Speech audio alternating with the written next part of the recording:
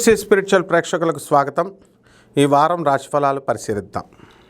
ఓం వసుదేవసుతం దేవం కంసచాణూరమర్దనం దేవకీ పరమానందం కృష్ణం వందే జగద్గురుం. ముందుగా మనకి ఈ వారంలో ఎక్కడ ఏ గ్రహాలు ఏ రాశుల్లో ఉన్నాయో చూద్దాం. ముందుగా మనకి మిథునములో గురుగ్రహం ఉంది. ఆ శుక్రుడు బుధుడు వక్రించి వాళ్ళిద్దరూ కర్కాటకంలో ఉన్నారు. రవికేతువులు ఇద్దరు సింహరాశిలో ఉన్నారు. ఆ తర్వాత రాహువు మనకి బ్రహ్మాండంగా కుంభరాశిలో ఉన్నాడు. శని మనకి మీనరాశిలో ఉన్నాడు. కాబట్టి కుజుడు కన్యారాశిలో ఉన్నాడు.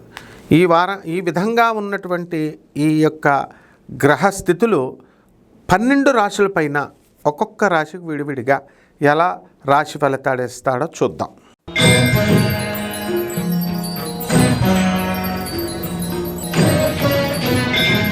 కర్కాటక రాశి.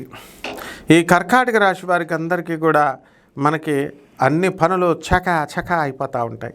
అష్టమ రాహువు హాస్టల్లో అన్నం పెడుతున్నా సరే హాస్టల్లో తినలేని పరిస్థితి. సాయంత్రాలు మీరే మీ ఫ్రెండ్స్ పక్క రూమ్ వాళ్ళు దొంగ స్టవ్ తెచ్చుకొని హాస్టల్లో వండుకుంటుంటే క్యాంపస్లో మీరు చపాతీలు చేసుకొని తింటున్నారు. అది పరిస్థితి.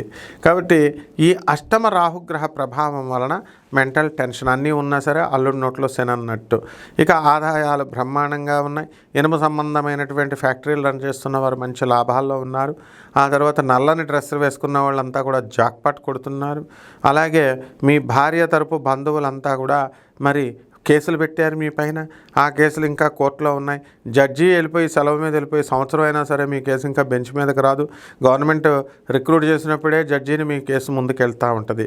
కాబట్టి ఈ కర్కాటక రాశి వాళ్ళకి అందరికీ కూడా వాళ్ళ భర్తలు ఇరుక్కుపోయాం మిమ్మల్ని అని ఈ విడాకులు ముందుకు వెళ్ళదు వెనక్కి వెళ్ళదు. 4-5 సంవత్సరాల నుంచి మనం కోర్టు సమస్యల్లో ఉన్నామని బాధపడుతూ ఉన్నారు.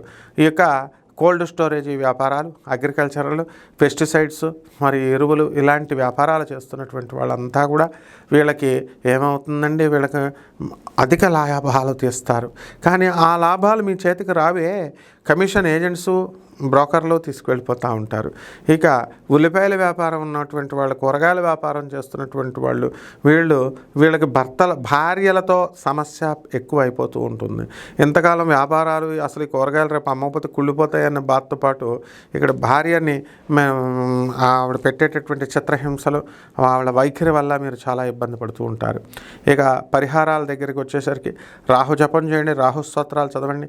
రాహుకి కిలోంపావు మినుముల్ని, ఆవు పేడ రంగు ఉన్నటువంటి వస్తువులను ఇచ్చి పేద బ్రాహ్మణులకి శనివారం నాడు ఉదయం 8 గంటలకి దానం చేసుకోండి.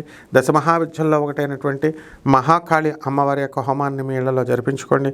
ప్రత్యంగరామ వారి యొక్క హోమాన్ని మీ ఇళ్లలో జరిపించుకోండి. బ్రహ్మాండంగా ఉంటుంది. శుభమస్తు.